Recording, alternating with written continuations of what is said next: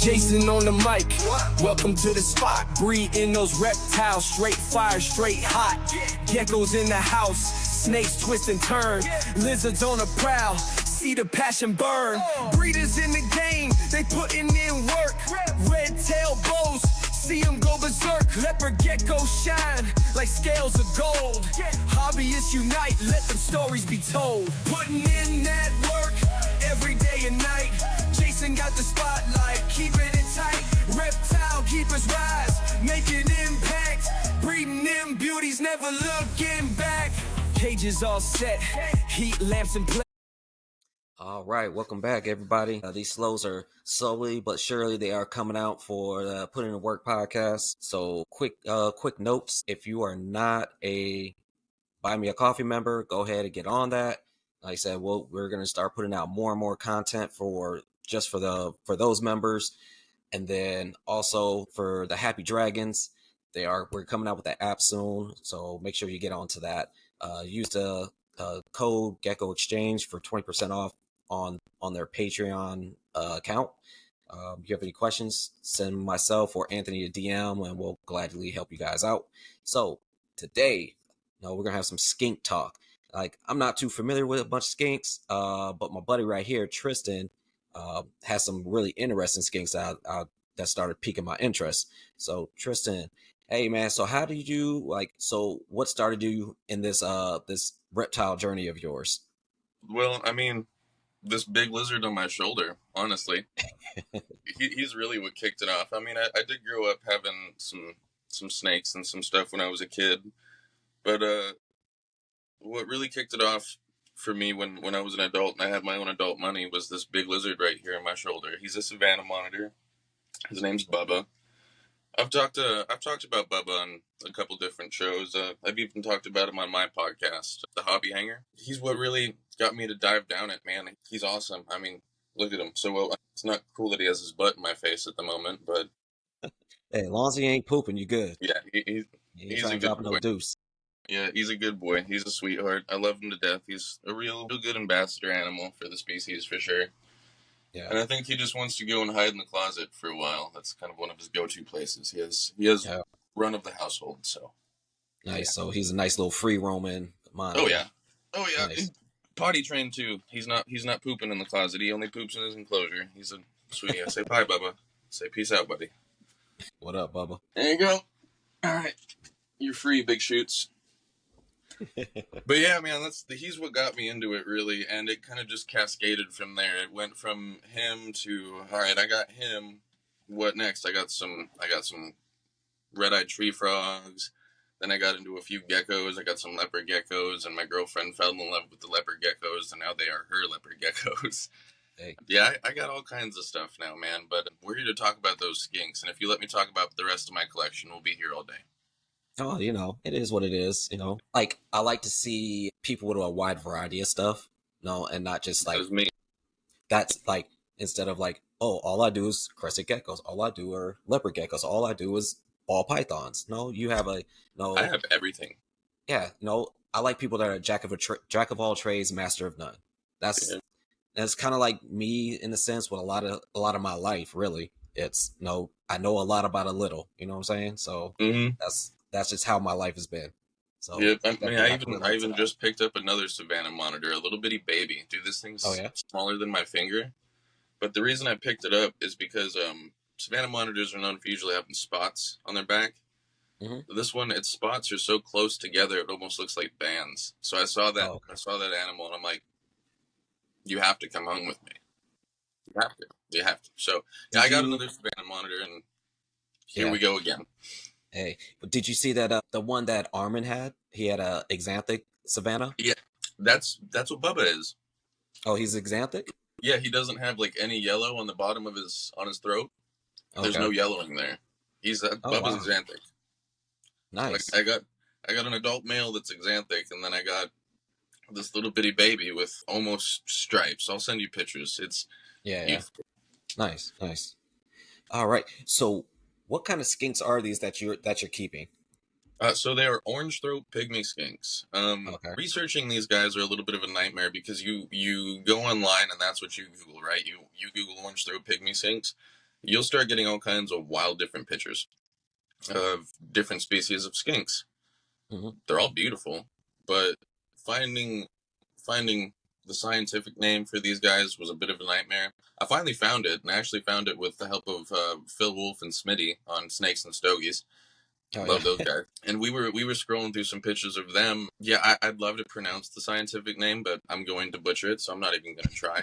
But we found it. I do know what it is now, and yeah, they're a East Asian species of skink, really prolific. They're all over East Asia. You can find them in China, the Korean Peninsula, all the way down to Vietnam. They're everywhere, everywhere. Nice. They will occupy all kinds of different spots. Like, for example, if you set up a bioactive 40-gallon enclosure and you give them a very thick layer of substrate, it'll hold a burrow real nice, and it'll keep your plants happy, and it'll keep your springtails and your isopods happy. You're going to see a very wide-ranging degree of behaviors from these guys, especially if you got it really well planted and there's tons of stuff to climb on. They'll be burrowing down, laying eggs in the substrate, burrowing down there just to hang out in the substrate, burrowing down there to forage for worms, springtails, and isopods in the substrate, and then they're going to be up in all of the foliage you got going around in there. If you got pothos, Swiss cheese plants growing, spider plants growing, they're going to be crawling all over that stuff, like almost as if they're semi-arboreal. It's an amazing, wide-ranging degree of behaviors you'll see from these guys. They're amazing little skinks. So, you said they're coming all from East Asia. So, are they coming from like the forest, or are they coming closer to the caves, or where would you find them at in there or in that area? It really depends, man. Like it just depends on like where you happen to be. Like they're so wide-ranging. You can see them all over. If you see them in some dense scrub brush, they'll be running around under the bushes. They'll be running around under the leaf litter. They're so small that they can get just about anywhere, okay, and occupy just about any spot. As long as there's not a predator there actively going after them, they're going to utilize the space that they have. They're extremely prolific, man. Like they kind of have to be, because they're such a small little skink, and they're so wide-ranging that they will just occupy whatever habitat's there and go after whatever food source is there. You can find them close to the caves. You can find them under the leaf litter. You can find them under scrub brush, in the middle of the scrub brush, running around trying to chase bugs in the middle of the scrub brush, and almost on top of it, on top of the scrub brush, basking even. You can find them basking. Just mine bask. Oh, there goes the lizard into the closet. It's like I'm time out. I'm done. I'm going to sleep. Yeah, he's done. I'm going to the closet. Bye, Bubba. Yeah. Anyways, so so what do you think your theory is on why they're so like broad range? You think they just hopped on some folks' backpacks and got a trip somewhere else, and then they started producing there, or? Honestly, yeah, they could be like, they're not a big skink. It could even be like from agriculture as well, and shipping even. Yeah. So like they hopped onto some plants or whatever. Those plants got pulled and they got sent to another spot, and then like you said, they started reproducing. Yeah. Okay. Gotcha. Yeah, and they reproduce quite a bit. I mean, they found females in a rice, like in a plantation. They found a female with 6 eggs in her. 6 eggs in her, and then they'll drop about 2 at a time. So they'll drop 2 over here, 2 over there, 2 over there, and they'll do this, from what I've seen, just about year round. They will do this. They're that prolific that they can just hop off of a planter or somebody's backpack, and boom, you got a population of skinks a couple months later. Yeah, it's that easy. I mean, it's like the Mediterranean house geckos here in the States, or brown anoles or Bimini blind snakes. That's how it works. Yeah. So, where did you actually find these skinks at? This is my one of my favorite parts of my skink story. I found them at Petco. Yeah. I found them at Petco. I walked in one day to get my crickets with my family, my girlfriend, my kids, and we all walk in, and we're just there to get crickets, and we see them. And Miranda's like, they're cute, they're really cute. And I'm like, yeah, they are really cute, There's 3 of them in there, and there was a male and two females, and you could tell the male because it has that bright orange throat, and the two females don't have that orange throat, but they're still just as pretty. And they were still not adults yet; they were still juveniles. I'm looking at them; they're like $25 a pop. I'm like, yeah, we'll get them. I got all three. Yeah, set them up in a 25-gallon long at first, and they were doing good. They were doing good. I just kept observing them. I kept going online trying to find information on them, and that was like almost 3 years ago now, almost. Couldn't find any information at all. I couldn't find anybody else that even knew what they were. Really, I would go to reptile expos and reptile shows, ask people about them. Like they're like, what are you talking about? I've never heard of these things. And then I find one guy down in South Phoenix who has actually kept them and bred them, and is like, yeah, I know exactly what you're talking about. I haven't found them in a while, but yeah, I know what you're talking about, and I can give you some pointers. And he gave me some pointers on real deep substrate, some humidity requirements, some temperature requirements, and it kind of just took off from there. From that point, I started seeing more naturalistic behaviors, and I started seeing mating behavior. I started seeing digging a lot more, and then I started seeing eggs. And then one day I saw this little bean of a skink, like this little bitty bean of a skink, pop up out of the substrate and just almost immediately attack a baby isopod. And I'm like, whoa, what? Whoa. So yeah. Oh man. Yeah. It was So awesome. yeah, you said they're not real common in the hobby. They are not. And I have That's cool. not seen them for sale since. Yeah. Yeah. No, every now and then I'll try to go and I'll go to a store. I'm like, let me see if I can find one of these things. Yeah, please Yeah. do. I haven't seen any. Have not seen another one since. I mean, Yeah. my buddy who's had them before, he's gonna try to help me get some because he owns a reptile shop, so he's gonna try to help me get some. But Okay. you should probably have him on the show. I'll give you his details after the show. He's awesome, dude. Breeds blue tongue skinks. Okay. Yeah. So, do you know anything about the like importation of them? I don't honestly. Because I'm thinking they probably had to be wild caught. Yeah, well, yeah, I would think so too. Seeing as though like it's kind of common for big box stores to get wild caught stuff. Yeah. I don't see why it wouldn't happen for those little skinks. Yeah, I've tried to pick the brain of the manager that is in charge of the orders for Petco, and she hasn't seen them since, like listed, and she couldn't really give me any information as far as the importation process because it's Petco, big old box store. They have their secrets and whatnot. So yeah, I'm at a dead end there, but. Like I said, I got my buddy who says he thinks he can help me find some, so we might get that ship started. I really do want to find more, man, because I'd like to get them out in the hobby. I don't feel comfortable doing it with only 3 individuals. Yeah, yeah. And you need multiple bloodlines. Exactly. I don't want to pump out a bunch of babies for people to end up breeding and then have them all be related. I do not want to do that. Interbreeding and that just ends up being totally bad, and then a weaker genetics, and then next you know they just end up dying real quick, and then people don't want to do it anymore. Exactly. See, and I didn't know that when I started this either. Like I've learned so much within the past like year and a half alone. I've learned so much, and yeah, it's really made me want to buckle down and do this correctly, because I can see this species becoming something that a lot of people would love.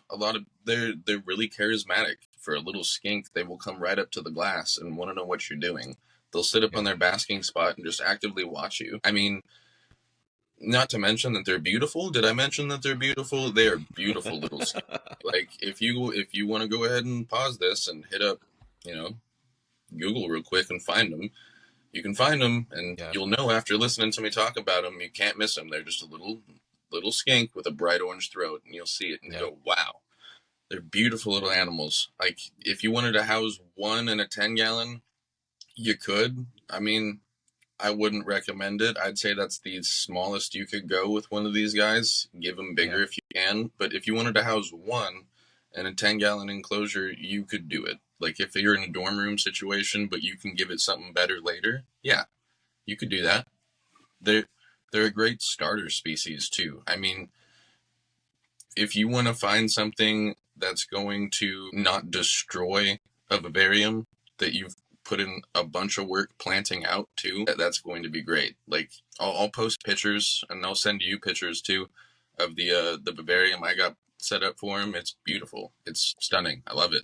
It's one of my favorite tanks. I'll just sit in front of it and look at it because it's so pretty. They're great species for that. If you're one of those people that likes to look at something pretty, you got a pretty animal with a bunch of pretty plants inside of the same enclosure, it's going to be a hit for you. You're going to love them. That's why I love them. Yeah, most of my stuff is hidden. Well, except with the exception of like my stropharis, like everybody else is hiding. Like I have like a fully planted for like my Cerdodactylus zebrachus, my Pingo forest geckos. Mm-hmm. Oh yeah, they got rattlesnake plants in there. They got mother's ferns in there. It's all decked out. Never see them until until the lights go off. Then I hear them because because so like the zebrachus, the male, it's almost like a radar. The like way it makes that, it goes boom, boom, and it like and I can hear it all the way from my room, and they're in the kitchen. That's why. He is loud, and it's only the male that does that. And then I have, like I said, the Cerdodactylus nebulosus. The males make it's almost like rapid fire machine gun. The way they just do doom, doom, doom, doom, boom, boom, boom, boom, making these little high pitched noises. And then the females will just like purr like a cat. So, and now That's I got so cool, man. and just like you were talking about, like not releasing them because you want to build it up. Mm-hmm. So I'm doing the same thing. So like the nebulosus, I just got another pair, so now I got 2 pairs. Okay. And I'm so once they both start producing, and then I can get like a baby from that offspring and a baby from the other pair, start putting those together and making some more different bloodlines. So that's, like I said, those are the goals right there, especially for the Cerdodactylus, because there's just not a lot in the hobby. And I'm going to do the same thing for my Stropharis as well. Figuring out who produced who, and so I'm not crossing bloodlines, and like I said, having that weaker genetics. Do the responsible thing, man. Yeah, I mean, because we're not getting anything from Australia anytime soon, so no, we're not. Got to do it, right? I mean, the thing that it very well could be, I could not get my hands on some more orange-throat pygmy skinks in the near future, so that's another reason I'd really like to get my hands on some more. Just so I can start the process, man. Just like you were saying, if people like you and I, well, I'm not really me. I still have imposter syndrome sometimes. I'm not gonna lie to you. I still have imposter syndrome sometimes when I talk to dudes like you or Nipper Reed or Matt from. I still get imposter syndrome sometimes because I still am pretty new to this compared to a lot of people. Yeah, you got to start somewhere. I'm starting with these guys, so hopefully I can do right by them. I have no doubts on that one. Just gotta keep going. Gotta keep trying. Oh yeah. So let's talk about those enclosures, right? Yes. Because you said you got them in a 25-gallon, right? A long? No. For me, for mine, my trio, I keep my male and 2 females and a 40-gallon breeder. Okay, 40-gallon breeder. Okay, yep, so is a long one, or is it? Yeah, long. A little bit. Okay, cool. Long. How deep of substrate are you giving them? So I will give them at minimum, I give them about 2.5 inches at minimum. But the more the merrier with these dudes, because I'm telling you right now, they'll use it all. They'll use it all. Are you using your own recipe, or are you just buying a bag of already mixed up soil? Sand and organic topsoil mixed with some peat moss and some other stuff. Okay. I mean, it's real simple, generic DIY soil. Yeah. Holds a good. You just want to make sure it holds a good burrow when it's moist. If it gets dry, it's not going to. But you want to make sure it holds a good burrow when you spray it down twice daily, because they do like to burrow. It's a good medium for bioactive. If you're going bioactive, it's always a good idea to just do a deeper substrate.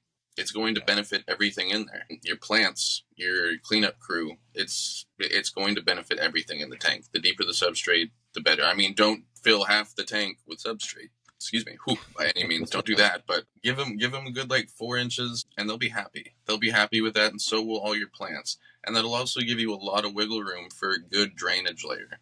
If you're going Yeah. bioactive, you need to have that drainage layer. It's almost key, really, especially if you keep in Arizona like I do. It's going to be key to keeping your humidity, is that good drainage layer. You have to have it, is if you're here in Arizona, at least. I'm not. Yeah. If you're in Florida, you could do open screen top, no problem. You'd probably be just fine in Florida. But here in Arizona, I gotta do some. I got to jump through hoops to keep it 60% humidity. Let's put it that way. Oh, trust me, I know I know that pain. Like I said, Indeed. a lot of like I said, no, Arizona too. So like I have like these Aussie leaf tails right here. I got to put like a plastic like film on top of the screen so it doesn't. Yes, tape it Yeah. down. The works, Yep. dude. I'm doing the same Same thing for these thing. guys. And then some of my Europlatus, I got them in PVC enclosures because they hold humidity a lot better Beautifully. than a glass. And it's like so like the PVC ones that she's in has no screen top at all. It just has airflow going from side to side, back to back, and some on the bottom so it goes up and then out, dissipates out, just so I could get constant good airflow in there. Cross flows and stuff. Yeah. But like I said, I got natural plants in there, bioactive. I threw a bunch of isopods and springtails in there. I said, there's like 3 or 4 different plants in there. I don't even know what they are. I know one's a pothos. The other ones I have no clue, but they started like dropping seeds everywhere. So now I got random plants just popping up everywhere in there now. So I was like, all right, cool. And she doesn't trash them. So I was like, all right, bet. That's what's up. And then like even like I have a ebanawi. That one's in a glass enclosure with a screen top, so half of it's covered with plastic, and then I got on the other half is like a LED light, so for the plants, so they can like that one small, like I had a rattlesnake plant in there.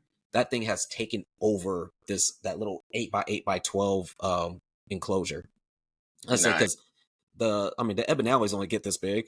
They're tiny. They're tiny geckos, and thing sleeps on all the leaves, just chills out, doesn't like even if it hangs on the leaf doesn't even bow down. It just stands nice and tall. Yeah, so just like, cool. Like the skinks, man. Just like the skinks. They're not big enough to really destroy your plants, and you can have something pretty in there. You really can. Yeah. One of the best parts about them. Yeah. And then like some other things I put in tubs. So like I got some Chinese cave geckos. They're in a tub because they need that nice humidity. And then some of my Cerdodactylus are in tubs as well.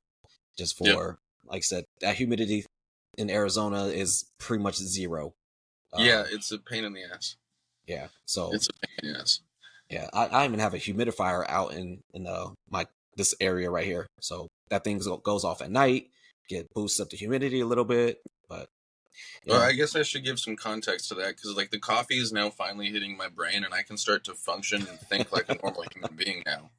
So rather than ramble and confuse the listeners, now I can rock this. All right, so we were talking about that drainage layer, right? Yeah. So when you have that nice thick substrate layer and it's nice and planted, you have all kinds of roots going through there, right? You got your isopods, you got your red wiggler worms. Red wiggler worms are great because you don't need to refrigerate them, and your springtails in there, and they're doing their thing. And then right underneath that big old fat layer of substrate, you have a screen to separate your drainage layer from your substrate. You don't want your substrate leaking down into the drainage because that's going to cause problems. Yeah. Mold and fungus and this, that, and the other.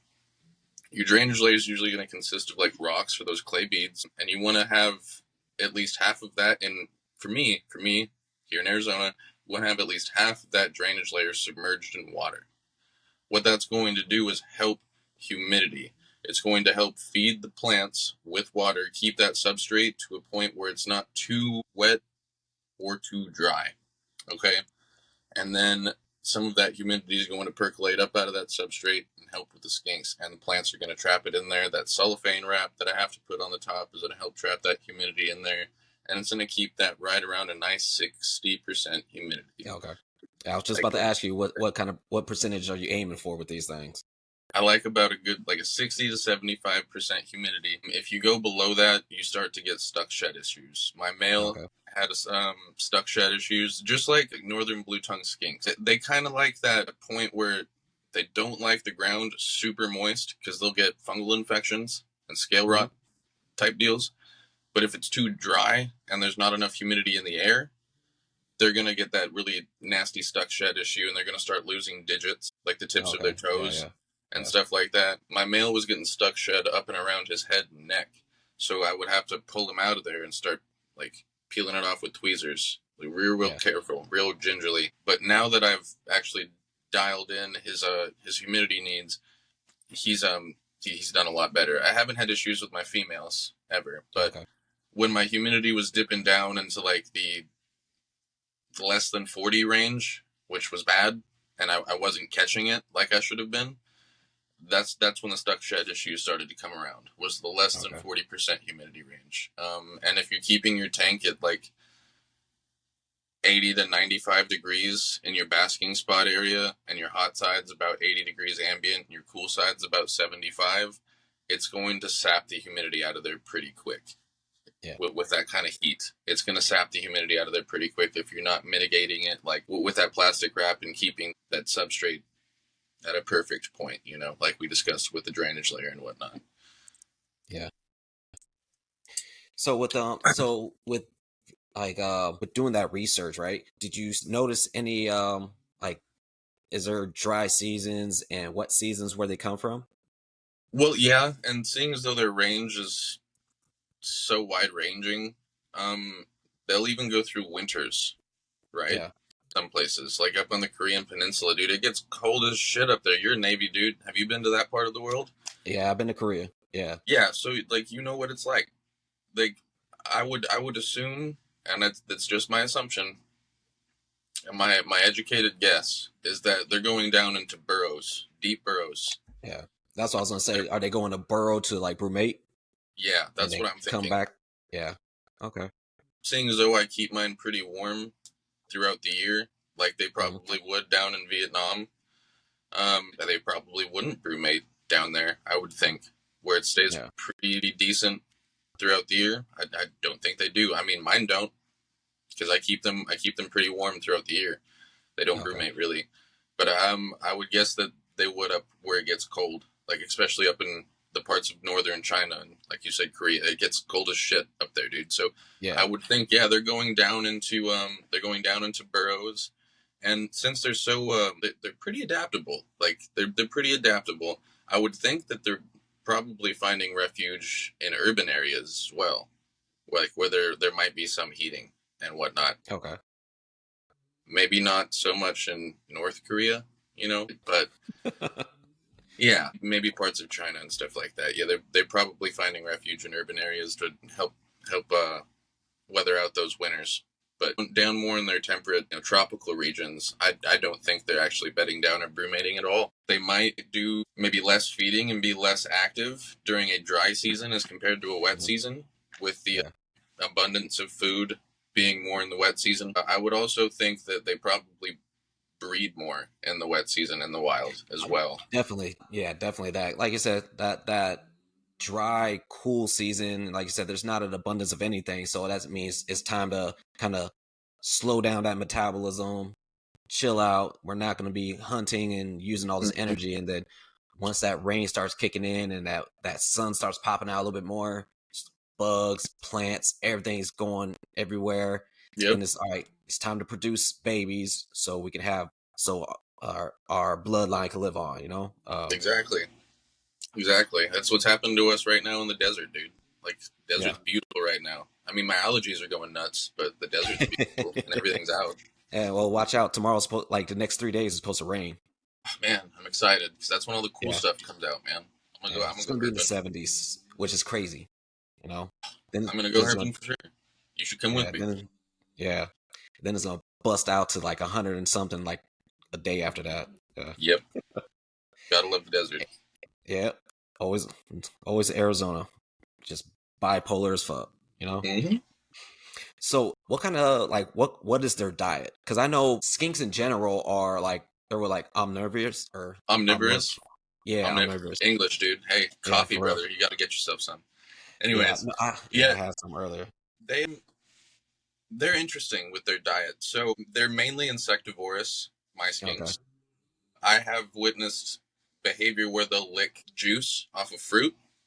I've Okay. seen that before, but they won't eat it. They won't eat the fruit. And I've even thrown like pieces of zucchini in there a couple of times just to see what would happen. And this is usually what happens. These skinks will perch on little pieces of wood and choya skeleton that I have in the enclosure Mm-hmm. above the piece of fruit or whatever I throw in there, right? And they will wait for the isopods to come up out of the substrate and start eating on the fruit. Then Yeah. they'll drop down onto the isopods and pick them off and eat them.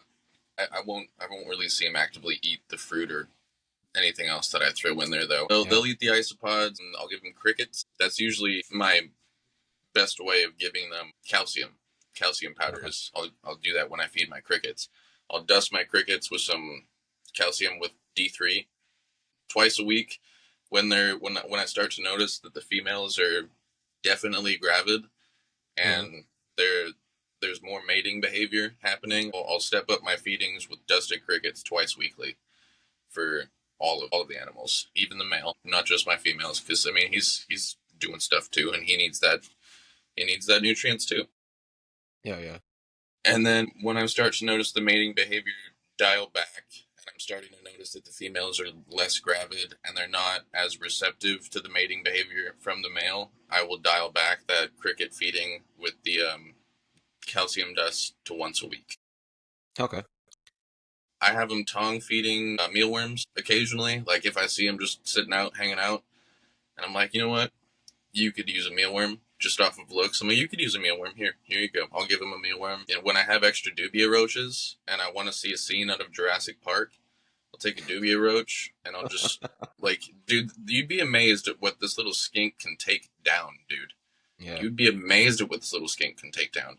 I've seen my male, his name's Tangerine, take down a dubia roach and just literally, it was too big for him to take down all at once, so he just dismembered it. And the way he killed it, was like a little crocodile. It was nuts. He just runs up on it, nails it like a little truck, just nails it on the head, grabs it by the head, starts shaking it and crunching on the head of this dubia roach, crunching on it. And it was like a medium-sized dubia roach. And I'm sitting there and I'm like, damn, dude, that's wild. And then the female comes out from underneath one of the plants and she grabs onto one of the legs, rips the leg off. The other female comes out of the other side of the plant, takes another leg off. And I'm like, oh my God, this is brutal. So finally, like the roach is immobilized at this point, flips it over onto its back. He takes off the remaining legs and just like takes his time eating the roach. I'm just sitting there and I'm like, what? Whoa. Damn, nature, you're scary. Velociraptor type shit. Exactly, dude. That's why I said, like, if you want to just watch a scene out of Jurassic Park, take a dubia roach and drop it in your skink tank, bro. God, it was kind of brutal. But it's a roach, and I hate roaches, so fuck them. Yeah. Right? I'll do it again. Yeah. Oh man, have you ever like done like those those like a bug burger or anything like that? Like the little gel form of it, and try to feed them that stuff. I have no interest. No interest, no response there. Okay. It was just a big treat for my. My isopods. Basically, they were like, "What is this?" No, I think they need movement, or else they're not going to be interested at all. Okay, gotcha. Which I mean, they're still showing intelligence by. All right, cool. That fruit's there. They know when the fruit comes or the veggies come, isopods come out. Boom, start attacking. Boom, boom, boom, boom, boom. Get all that stuff like that. You know exactly. That is level of intelligence right there for them. So that's definitely dope. I mean, in my opinion, anytime an animal will tongue feed from a human, I feel like that's a sign of intelligence. Even if it's just a minimal form of intelligence, at least they're displaying a behavior like this. Okay, you're not going to hurt me, and you're giving me food. I guess I don't have to run away. That's enough thought process, to me at least, to say, hey, there's a form of intelligence there. For me, at least. Some people will be like, dude, you're crazy, but that's don't bite the hand that feeds you. I have White's tree frogs, and they still do. They're just greedy. That's all that is. Yeah, they're greedy as hell. So you're talking about that breeding behavior. So what was the male showing to get the female's attention? Typical lizard, basically. He'll come up probably do a couple of push-ups, chase her around a little bit, and then get up behind her and grab her by the back of the neck. Okay. A lot of people, especially people that are not well versed in the reptile hobby, when they see that, they're like, "Oh, that's aggression. I got to separate them." No, that's how a lot of reptiles end up mating. Oh yeah. Not pretty. I mean, have you ever seen cats do their thing? That's brutal. That's brutal. Yeah. But skinks. I've heard like blue tongues are brutal. They rip limbs off. Yes. That's like I couldn't. That's why I can never deal with blue tongue skinks for that reason. When someone told me, it's like, yeah, they there might be a chance your female might have 3 legs after breeding. I'm like, fuck that. Dude, monitor lizards, breeding monitor lizards can be a nightmare sometimes because they'll eviscerate each other. Yeah, I've heard about that. Like they'll bite slice their necks open and stuff. I heard a lot of crap. God. Yeah. I've seen like videos at the vet of a male crocodile monitor after breeding with a female. Dude, have you seen the teeth on those things? Yeah. Dude, crazy. That thing he was messed up. He was messed up bad. Like it looked like he was shot a couple times. I'm not gonna lie. It was scary. It was scary. And I'm worried about that because I'm gonna try my hand at savannas. That's one of the reasons I picked up that little baby savanna. Yeah. I'm going to try my hand at it, but I'm not looking forward to the aggression aspect. When I have talked to people who have done it before or listened to podcasts of people who've bred savanna monitors before, they get them in groups as babies and raise them in a group as babies. There's a social aspect there, and they kind of form a sort of a pecking order, a social pecking order. Yeah. My worry is that since I raised Bubba alone, and he's never seen another monitor. Well, he has, and it didn't go well, but that was when he was still a baby. I'm worried he's gonna try to kill that monitor when I pair him up with a female. I'm worried he's gonna kill her, or vice versa, because they're intelligent enough to have kind of that social pecking order, those social rules in the wild, or else we wouldn't have a species that would just never mate. And I believe that can be replicated in captivity. Mm-hmm. It's just you have to do it right, and I think you have to do it from the beginning with young monitors and raise them together so they know how to act with each other. Yeah. Otherwise, you're just going to have 2 aggressive animals that don't know how to act with each other because they've never seen something of their own species before. Yeah, it's like raising a kid in isolation. If you raise a human being in isolation with no human contact, that person's going to have issues. Oh yeah, definitely. It's psychology. It really is. And with monitor lizards being as intelligent as they are, I would argue no different, honestly. And knowing what I know about monitor lizards now, I kind of feel bad about it, not socializing him.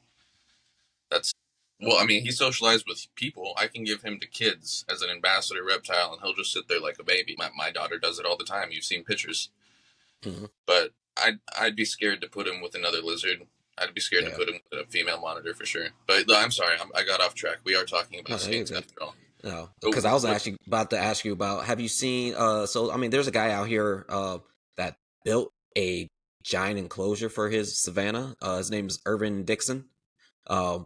He made his like a dope outdoor enclosure. Mm-hmm. So I was going to say, is that something that you're going to be leading towards too? Oh, 110%.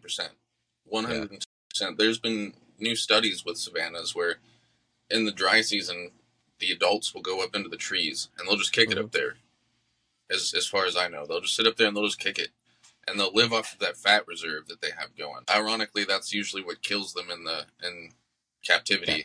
That fat reserve gets. Well, it's because they're trying to feed them fucking rodents instead of bugs. Yeah. Well, see, that's another thing we could get into, but to answer your question, yes, I do plan on having a big outdoor enclosure for them, and I want to give them arboreal space. Yeah, like I want to build this enclosure to be as tall as I can, and give them that arboreal space to see what happens. And if I see them doing that behavior in like the dry season, which would be the winter for us here, I think that'd be pretty cool to. So of course, they would have to come inside or into some sort of heated box at night during our Arizona winters, but. Yeah. There would be some days where I could definitely get away during the day in the middle of winter in Arizona because I'm getting up to like 60-something degrees, sometimes 70 degrees. Yeah, it's kind of cool for them, but think about the full spectrum of light that's hitting them as well. You could go out there in 60 degrees, but if you have that sunlight hitting your skin, it's still warming you up. You know? Oh yeah. And it's the same for the reptiles. You just gotta monitor them and make sure that they're not freezing their asses off. But yeah. That's it's the same with like giant tortoises, and they have their tortoise boxes. They got the little heat thing up top where it's bringing so they go in there to warm up during the winter times. So go there to sleep and everything like that. So definitely get it. It's definitely possible, especially out here in Arizona where it's not crazy cold. And I mean, if Chuck Wallas and stuff can, survive out here in these winters, I'm sure the savannah could definitely. Exactly. Yeah. I mean, so I've been to Africa. I've been out there.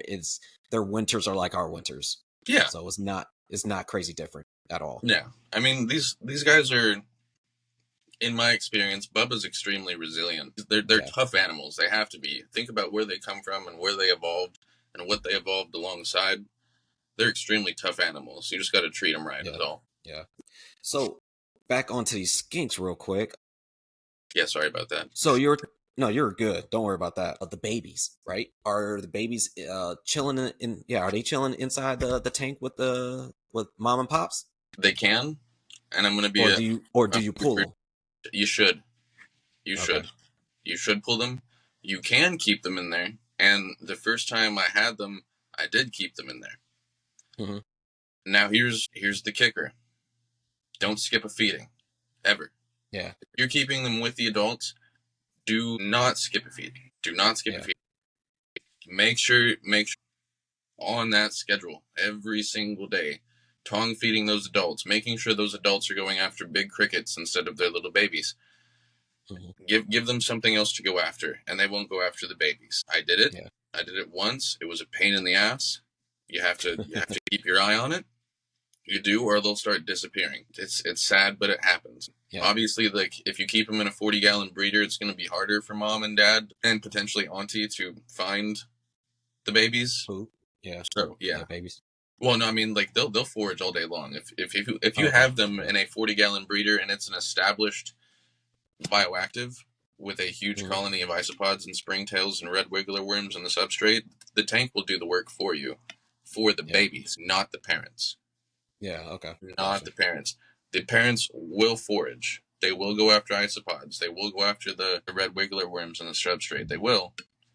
But when they're doing that and they see a baby, they're still going to go after that baby too. If you're providing the adults with stuff that's above the substrate to hunt, i.e. the crickets, grasshoppers, I've even done, what were those things called? I forget. Oh, praying mantises. I can't believe I just forgot that. I found baby praying mantises a few times, and I've thrown them in there. They love those. They went nuts for them. Don't do big ones. Because big praying mantises will destroy lizards. Oh, yeah. Small ones. Yeah. Yeah, they liked those a lot. They went after them like crack. This was stupid of me, and if you have a beautifully planted tank, don't do this. I was stupid, and I was still learning. Okay, I was still learning. I found this leaf covered in aphids one time, and I threw it in their tank. Thankfully, they ate them all, and I did not have a crazy, gnarly, wild infestation of aphids in my beautifully planted enclosure. But they ate the aphids, which was cool. They loved those. Just if you're going to keep the babies, if this is what you choose to do, make sure that they have something else to go after, the adults. Otherwise, pull the babies out, put them in the incubator, incubate them. I want to say 80% humidity to 90% humidity, and around 80 degrees to 85 degrees. Incubate them in that. I still need to experiment with the incubation medium, like what you're incubating them on. I still need to experiment with that. But what are you currently using right now? Vermiculite. Okay. Vermiculite is what I'm using right now, and I'm not liking it, so I'm gonna probably switch to something else. Like probably I do two different mediums right now. I do, like I said, I got the hatch right. Generally use that for like my Stropharis. I'm using it for my Haemophilus right now to see how that's going to work. And I use it for my Pseudodactylus. My Chihuahuas I breed, I use that Pangea hatch. the red the clay the red clay ones, just so you can see when it dries out because it turns lighter as it starts drying. So Yeah. and generally, I don't even have to for that one. I don't even spray it. Like it lasts through the whole entire season. Nice. So I might yeah, try that then, yeah. because I mean, I do think that these things are prone to drying out. Like they are a hard okay, shelled egg, but I hmm think they're prone to drying out even still. okay. So they're really, really highly calcified egg. Yes, yes, that's Yeah. why it's Okay. pretty key to do those twice weekly dusted cricket feedings. They Okay. need Gotcha. they need that calcium, or else Yeah. they'll crash. Yeah. I've always heard that like the highly calcified ones shouldn't touch like the medium itself. Hmm.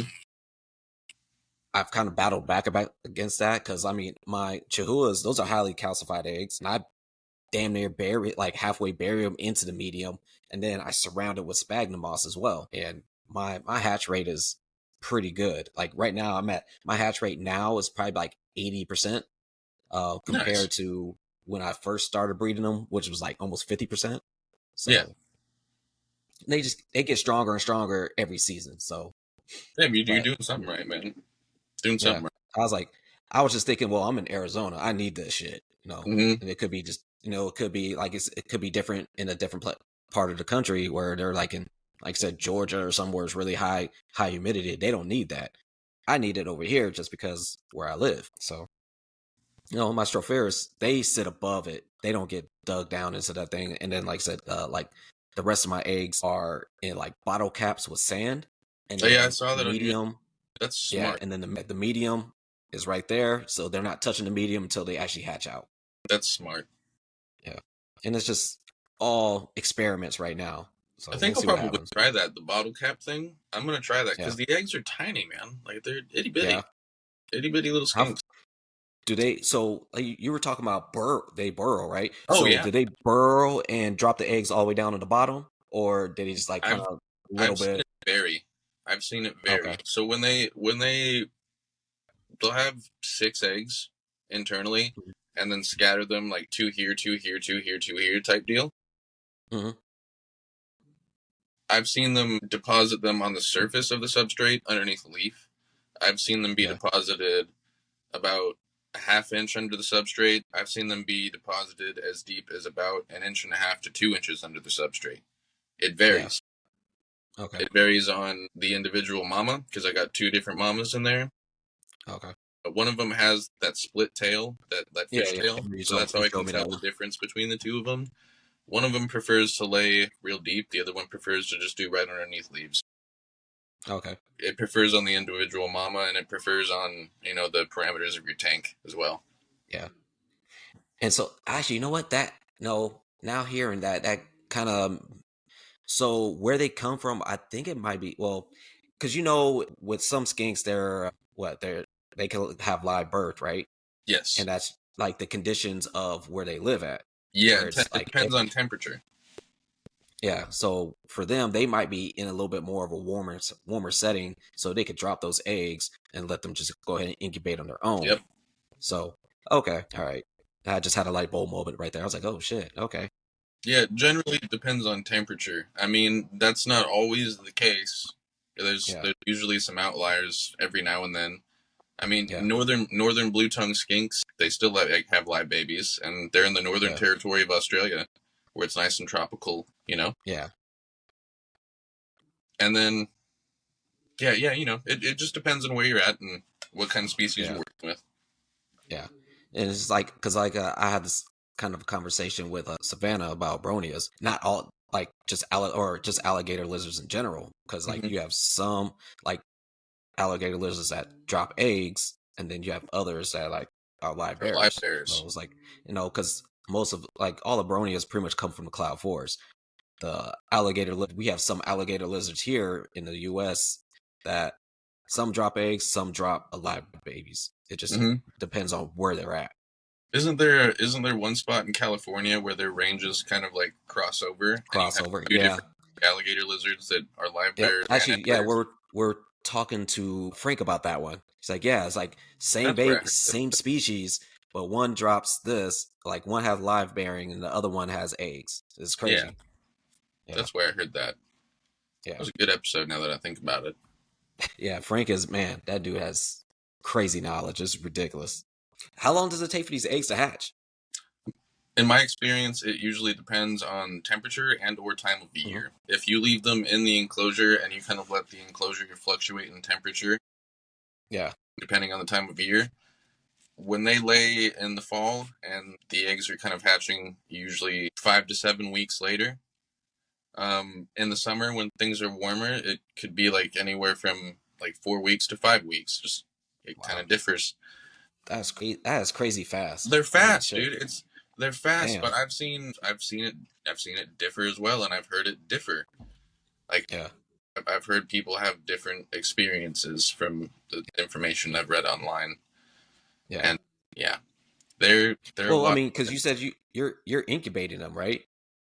Or are Yes, you just let? Okay, so like with incubation, like as soon as you pull, like, are you pulling eggs as soon as they drop them, or you're like whenever you see them, like whenever you start digging or whatever? when I dig around, yeah. I mean, Okay, yeah, you basically got to get in there and you got to dig around, and I hate doing it because it it's messes so stuff up. planted. Yeah, Yeah, yeah, yeah. That's the same thing I'm dealing with. Like I said, like my Certodactylus, that thing's fully planted. So I'm like, fuck, I'm about to tear this shit up. But I've made like little areas for them to like, all right, entice them to bury their eggs right there because it's a little bit deeper in this area, it's a little bit deeper in this area, and it's not and it's away from the plants. So she's already that's done it once where she'll go under this, like in the front of my tank, I have a piece of cork that's right there, and the substrate is elevated so it makes her want to go in there and dig, drop her eggs, and hide them. And so that worked for round one. So we're about to see what round two is. I don't even know what the gestation on them is either. So it's just kind of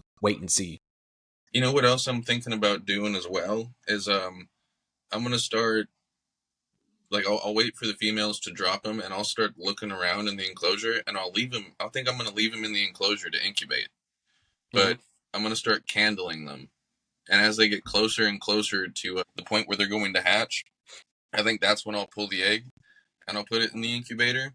So the enclosure did most of the work for me, and now I'm just pulling the Yeah. baby out before, it happens to get munched on by mama or papa. I Yeah. think I might do that. Yeah. That So what, like when you pull the babies, what are you putting them in? you can do a 10-gallon. You could even do something as small as a critter keeper. Okay. You don't want it to be super big because you're gonna have a hard time finding them. They're Yeah. so small, so small. Are I you could putting all easily the babies in one? yeah, you can keep them all together. You can Okay. keep them all together. It's like once they get big enough to where like they're You can not see snack sexes. size. Yeah, you Okay. can. Yeah, you can. They're sexually dimorphic. The males will have the Okay. orange Yeah. part. You'll start to see that develop kind of early. But Okay. Yeah. yeah. Where was I going with this? My bad. You're Morning good. brain. Yeah, they're sexually dimorphic. You'll see the orange throat starts to develop. Yeah. You can keep the babies together. They'll be just fine together. They won't really go after each other as long as they're all kind of close to the same size for the most part, Yeah. and they're well fed. It's like just yeah. It really kind of just boils down to make sure they're well fed, Yeah. and you'll be just fine. I'd be willing to bet that there's like anywhere from 10 to 12 babies running around in my 40-gallon breeder underneath the substrate right Oh now, shit. and I wouldn't know it Yeah. because they're so small. They're so small. Yeah. Once they start to get bigger and they don't look, they look more friend sized and not snack sized to mom and dad, they'll be okay. But Yeah. yeah, if you want to separate them, put them in a tank of their own. Make sure it's an established bioactive. If you want to put them in a critter keeper, you're going to be feeding lots of pinheads and flightless fruit flies, but you can do it that way. If you want to be able to keep an eye on them and watch them, just give them enough substrate for them to go down into and some hiding spots like cork bark and leaf litter. They'll be fine. Yeah. You can do it. Just keep an eye on them. Yeah. Are you giving them above heat, or are you giving them like the heat Yes. pad? Yes, Okay. I give them above heat. They like the basking spot. This remember how I was Okay. saying earlier, like if you set them up in the right enclosure, they'll use all of it. Yeah, man, if you set them up with branches to sit on and plants to sit on, you can give them one of those basking lights that you would use for like an anole. Mhm. Not something super intense, not something super hot. It probably would get like 90 I'll just degrees. get like max. like a Like little one of those 25 watt. Yeah. and then put on a dimmer. Yep. Yep. You don't need super, super hot. Like 95 degrees is probably about as hot as you'd want it. In that like right underneath the basket spot. That's about as hot as you'd want it. And they loved it. They love it. They will sit, they will bask, and they will be just fine doing it. And they'll use all the space you give them, man. If you set them up right, you'll see them all the time. They're not going to be like fire skinks where you throw them in there and you see them occasionally, or crocodile skinks where you see them occasionally, where you see them when you feed them. You'll see them out a lot. Yeah, kind of like those what's the skinks I like? I like those emerald tree skinks, and then like the black skinks. I like the black skinks more. I think their name's like emo black skink or some shit. Yeah, emo tree skink or something like that. And the emerald tree skinks, they're a bucket list species for me, because even the wild caught ones will just like hop out of the enclosure and climb around on you. Like they're that friendly. I see them plenty. Like when I go to the reptile shops, I see them plenty. So definitely get some. I'm gonna get some. I want to set up another Pauldarium for him, but I'm running out of room, man. I got so much. I need to get a bigger place. Dude, who you telling, bro?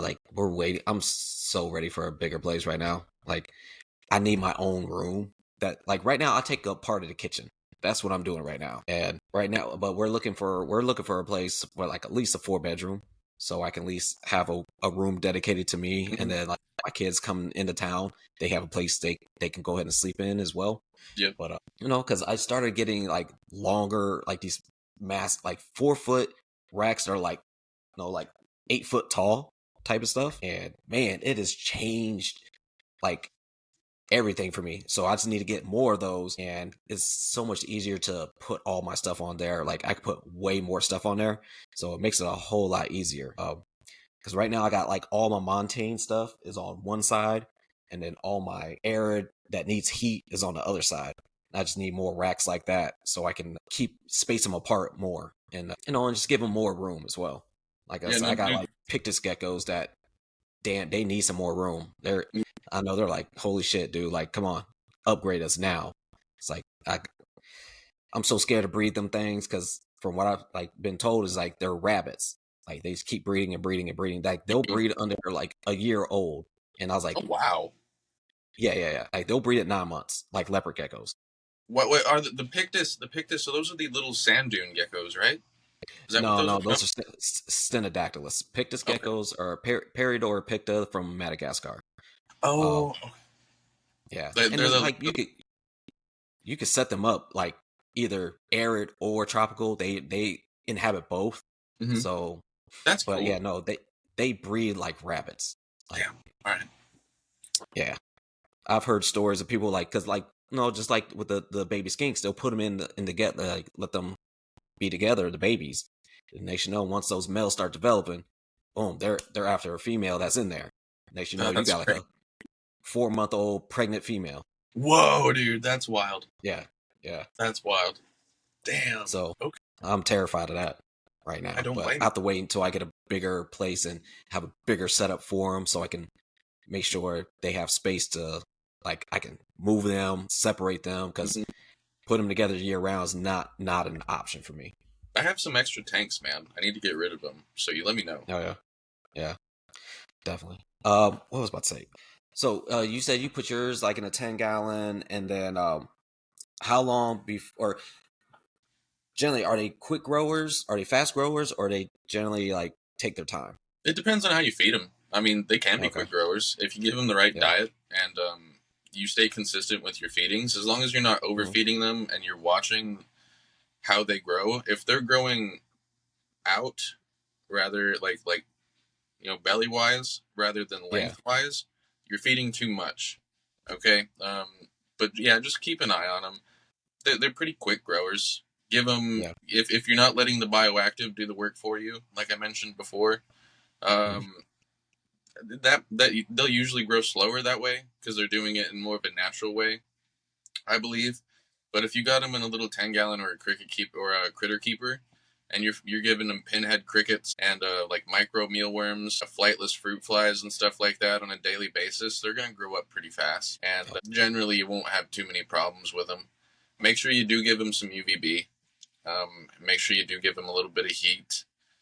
Don't cook them.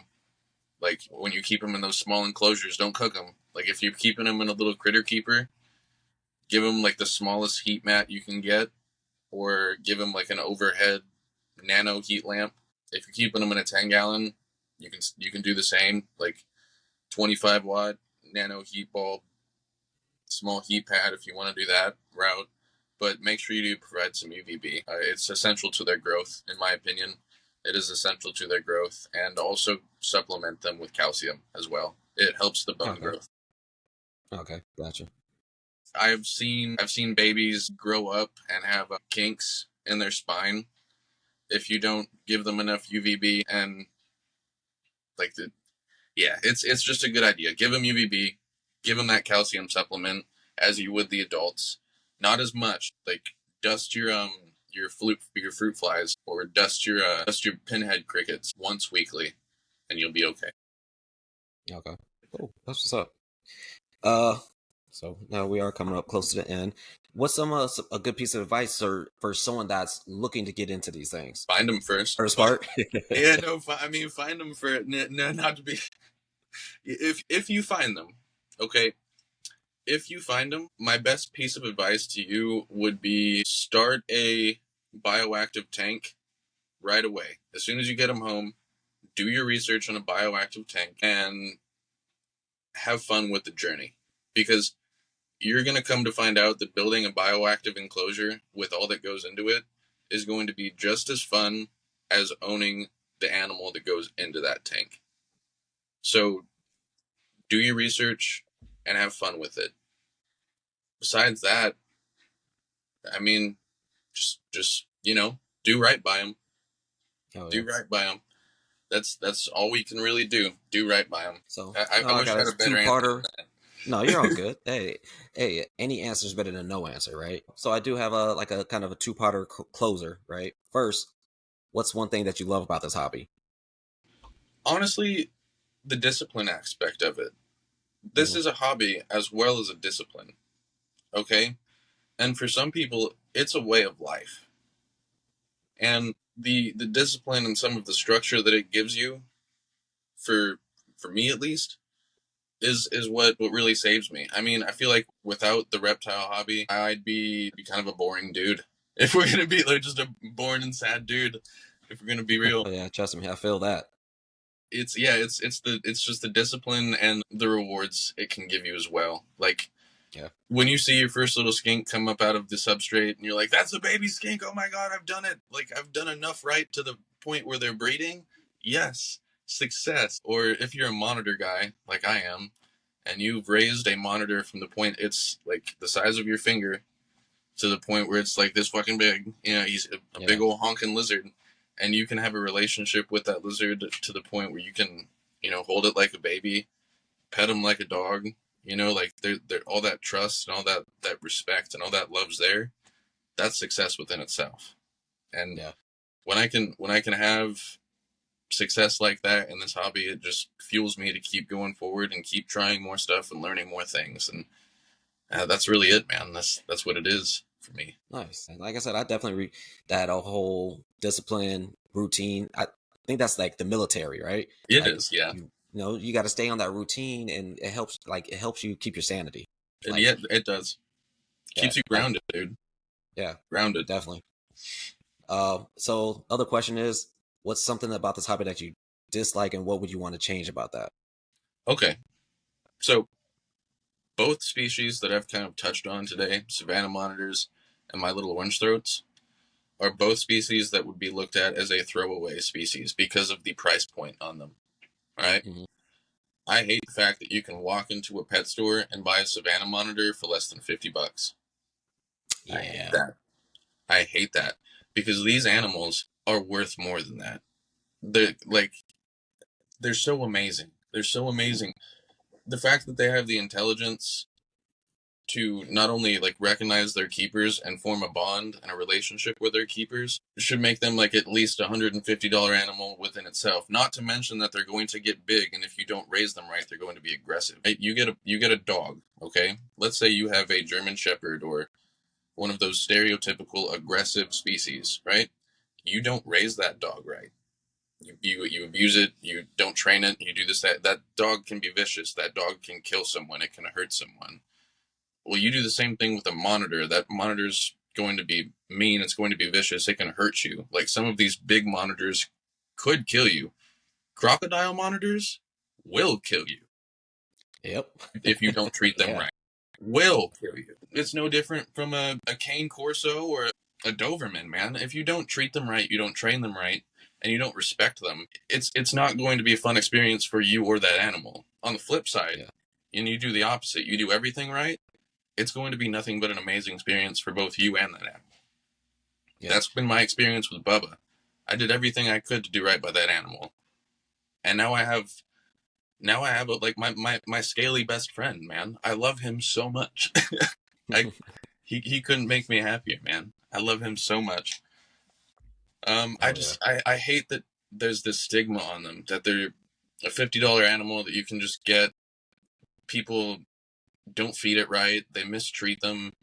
They don't give them the right amount of heat or UVB, and then they just die a year later. Then they're like, oh God, this sucks. I never want to do this reptile thing again. That's what sucks to me. I mean, not to mention the fact that you can go and get a Nile monitor that gets bigger and arguably meaner for the same price. Around the same price. Yeah. Same price. I've seen plenty of them. Yeah.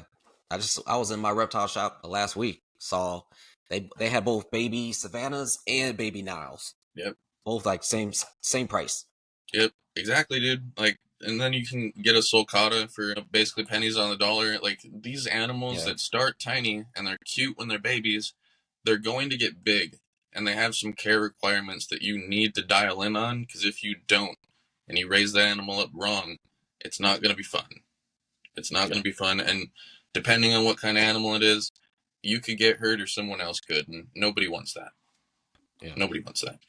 Nice. So that's one of the things about the hobby I do not enjoy, is that there are some things that not everybody should have without proper education that are pennies on the dollar, basically.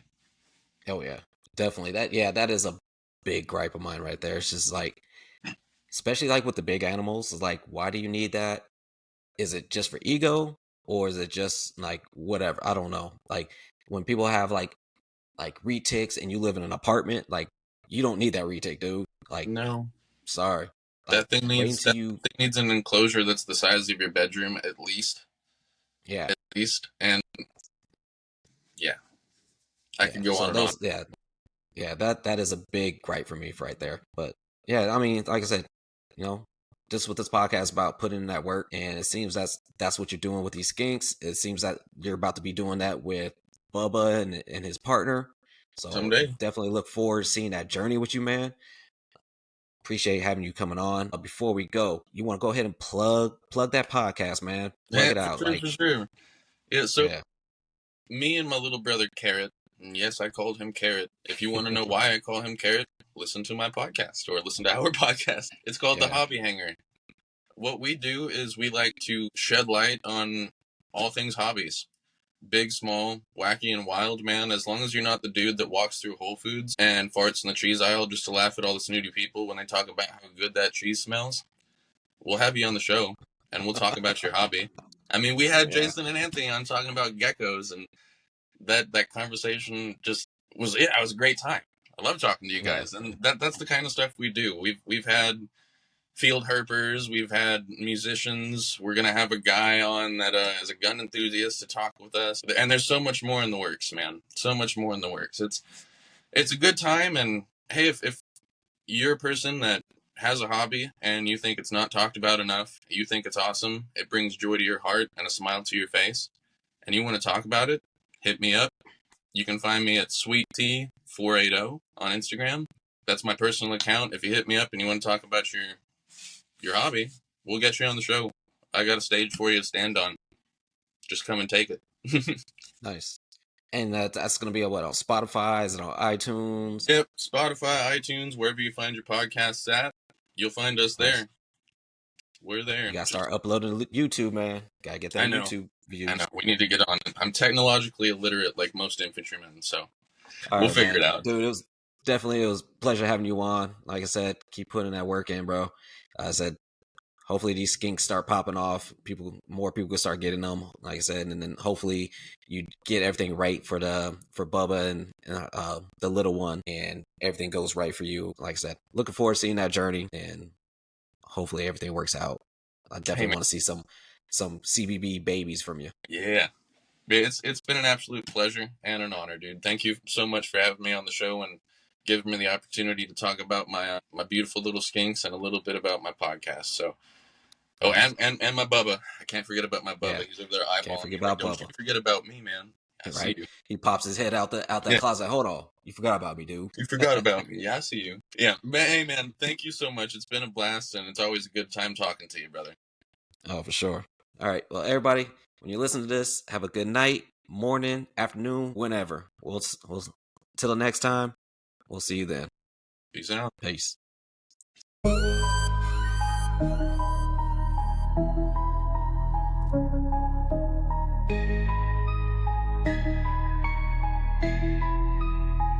Yeah, Jason on the mic.